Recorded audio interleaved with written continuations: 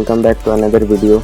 Today I am going to show you exactly how to achieve this insane head tracking effect right inside of After Effects. So let's jump right into it.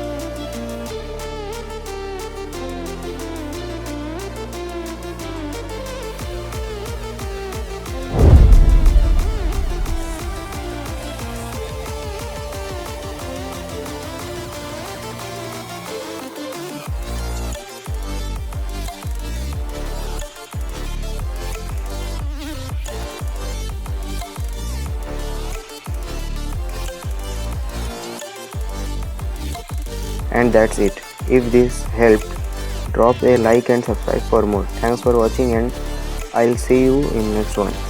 Bye.